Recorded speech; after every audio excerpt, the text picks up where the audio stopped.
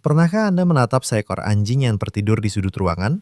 Kakinya bergerak-gerak kecil dengan mapa yang berkedut di balik kelopak yang berpejam. Di sana, dalam keheningan mimpinya, sebuah pertanyaan besar mengapung. Apakah ia tahu bahwa dirinya sedang bermimpi? Dan apakah ia sadar bahwa ia adalah ia? Selama ini, kita cenderung menjawab dengan insting bahwa hewan hanyalah robot biologis yang digerakkan oleh naluri. Namun, pandangan tersebut kini mulai terasa seperti sebuah penyangkalan yang rapuh.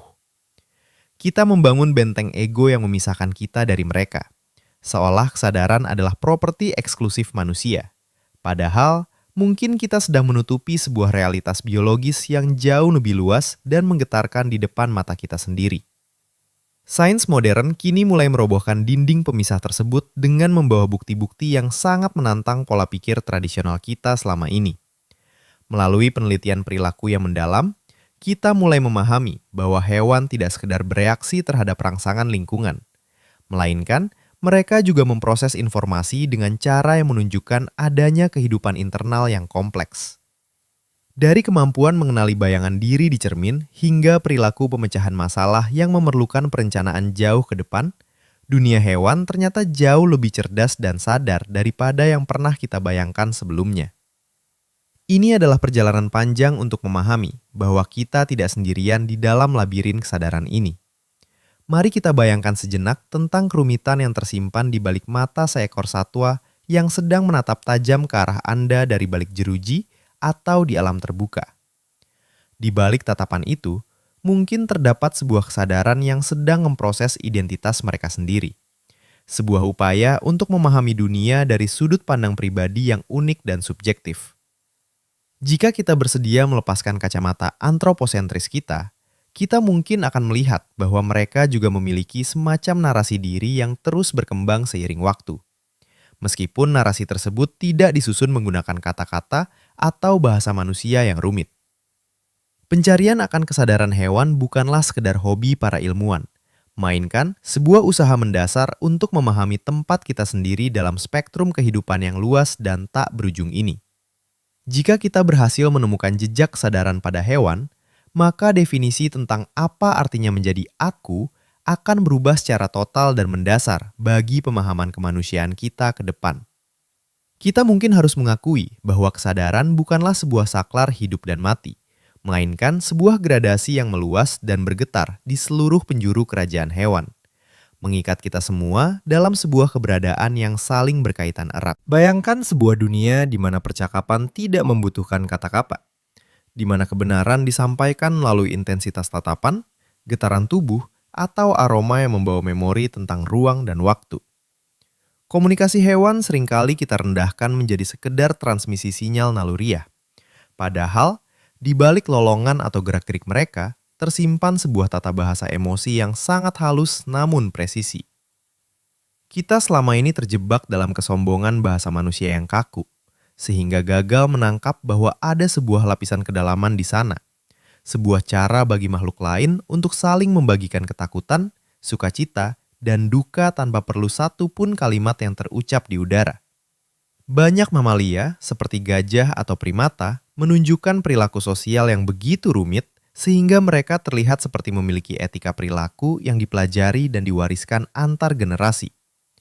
Mereka menghibur anggota kawanan yang sedang berduka, menunjukkan kemarahan yang adil terhadap ketidakadilan dalam kelompok, dan bahkan mampu melakukan negosiasi damai setelah konflik besar terjadi di antara mereka. Bukankah ini merupakan bukti nyata bahwa mereka mampu berpikir secara strategis mengenai hubungan sosial mereka dan memahami posisi mereka dalam struktur hierarki yang sangat menuntut ini? Penciuman bagi banyak spesies merupakan jendela utama menuju pemahaman tentang diri sendiri dan orang lain. Sebuah bahasa yang melampaui kemampuan penglihatan visual yang kita miliki.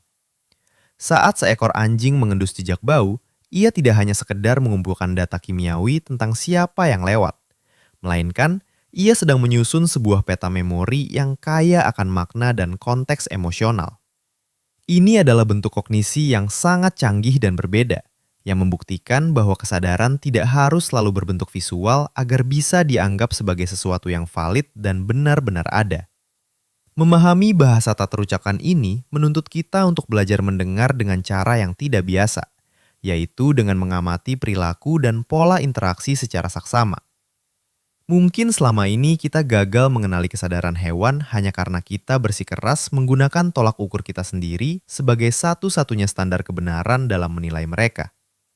Saat kita mulai belajar bahasa mereka, kita akan menyadari bahwa dunia mereka penuh dengan makna, tujuan, dan kesadaran diri yang tersembunyi dengan sangat rapi dari mata manusia yang selama ini terlalu sibuk untuk benar-benar memperhatikan. Di depan sebuah cermin, seorang psikolog berdiri dengan penuh antusias, berharap melihat simpanse itu menyentuh tanda di wajahnya sendiri, sebagai bukti mutlak akan adanya diri. Namun, haruskah kesadaran diri hanya diukur dari pengenalan bayangan visual semata? Sebuah standar yang mungkin sangat asing bagi mereka yang dunianya dibangun oleh aroma dan suara. Memaksakan tes cermin sebagai satu-satunya tolak ukur kesadaran, sama saja dengan menilai kemampuan terbang seekor burung, dengan menyuruhnya berlari di atas tanah. Ada ribuan cara bagi sebuah organisme untuk membuktikan bahwa mereka menyadari diri mereka sendiri, dan memaksa mereka mengikuti standar manusia adalah bentuk keterbatasan pandangan kita yang paling mendasar. Bayangkan jika seseorang menilai kemampuan manusia hanya melalui tes berenang, padahal tidak semua manusia dilahirkan di lingkungan air yang mendukung hal tersebut. Begitu pula dengan hewan. Anjing mungkin gagal dalam tes cermin, bukan karena mereka bodoh atau tidak sadar, melainkan karena mereka hidup dalam dunia yang didominasi oleh aroma yang lebih informatif daripada sekedar bayangan visual. Ketika peneliti mencoba menggunakan tes yang berbasis pada bau tubuh, hasilnya sangat mengejutkan dan menunjukkan bahwa anjing sebenarnya memiliki pemahaman diri yang sangat tajam dan mendalam. Kecerdasan seringkali terdistribusi secara berbeda di seluruh otak makhluk hidup, dan ini menantang kita untuk mendefinisikan ulang apa arti sebenarnya dari kesadaran.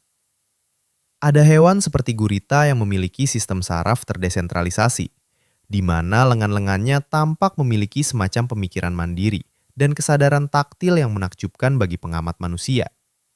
Jika mereka bisa bermain, menunjukkan preferensi, dan melakukan tugas yang kompleks, bukankah ini bukti bahwa kesadaran dapat muncul dalam berbagai bentuk neurologis yang sangat unik dan luar biasa? Pada akhirnya, kegagalan dalam tes cermin hanyalah sebuah titik awal untuk mengajukan pertanyaan yang jauh lebih besar dan menarik tentang keberagaman kognisi di alam semesta ini. Kita harus bersedia menciptakan alat ukur yang lebih kreatif dan inklusif, agar kita bisa menangkap nuansa kesadaran yang sebenarnya dialami oleh setiap spesies yang ada di bumi. Hanya dengan cara itulah, kita bisa berhenti menyempitkan pandangan kita tentang apa artinya sadar, dan mulai menghargai setiap bentuk kehidupan sebagai entitas yang memiliki pengalaman batin yang tak terukur.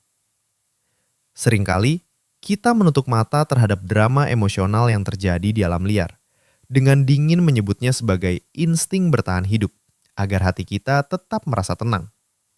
Padahal, saat seekor tikus dengan sukarela menunda rasa laparnya demi membantu sesama yang terperangkap, kita sedang menatap mata kesadaran moral yang murni, yang melampaui sekedar kebutuhan biologis.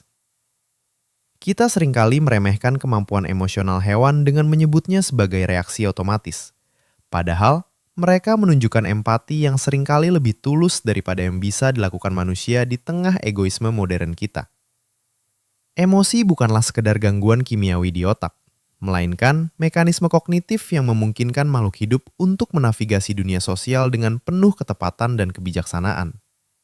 Hewan-hewan yang hidup dalam kelompok sosial yang erat telah berevolusi untuk membaca tanda-tanda emosi rekan mereka, guna memastikan kelangsungan hidup seluruh kawanan, yang menunjukkan adanya kemampuan metakognitif yang sangat halus. Jika kesadaran melibatkan kemampuan untuk merasa dan berempati, maka hewan-hewan ini telah lulus ujian dengan nilai yang sangat membanggakan di mata para peneliti emosi. Perilaku emotional contagion yang ditemukan pada ayam, di mana mereka ikut merasa stres ketika melihat rekannya dalam tekanan, adalah bukti nyata bahwa mereka memiliki ikatan batin. Ini bukan sekedar mekanisme kelangsungan hidup yang dingin, melainkan sebuah respon emosional yang menunjukkan adanya kesadaran akan kondisi subjek lain di dunia mereka. Kita tidak bisa lagi menutup mata terhadap kenyataan bahwa dunia hewan adalah tempat di mana kasih sayang, kesetiaan, dan kesedihan hidup berdampingan dengan insting bertahan hidup yang sangat mendasar. Menghadapi kenyataan bahwa hewan memiliki kehidupan emosional yang kaya, akan mengubah cara kita memperlakukan mereka dalam setiap aspek kehidupan kita sehari-hari. Kita tidak bisa lagi memandang mereka hanya sebagai sumber daya atau objek yang bisa digunakan sesuka hati tanpa memikirkan konsekuensi emosional yang mungkin mereka tanggung. Sadar akan perasaan mereka, berarti kita harus bertanggung jawab atas kenyamanan dan kualitas hidup mereka. Karena mereka, seperti kita, memiliki kapasitas untuk merasakan dunia dengan segala keindahan dan rasa sakitnya. Kita terbiasa berpikir tentang kesadaran sebagai sebuah saklar yang menyala sempurna di dalam kepala manusia. Seolah-olah ia muncul tiba-tiba tanpa ada sejarah yang mendahuluinya. Namun, jika kita melihat ke belakang, kesadaran sebenarnya adalah sebuah perjalanan panjang. Sebuah spektrum cahaya yang meredup di satu titik dan benderang di titik lain. Dibangun perlahan selama jutaan tahun oleh waktu. Tidak ada batas tegas di mana kesadaran bermula. Ia adalah warisan, bukan penemuan, yang terus diwariskan dari nenek moyang kita yang paling sederhana hingga menjadi bentuk yang kompleks seperti yang kita miliki saat ini. Evolusi telah menenun kesadaran secara perlahan selama jutaan tahun, membangunnya lapis demi lapis di atas fondasi neurologis yang terus berevolusi menuju kerumitan yang lebih tinggi.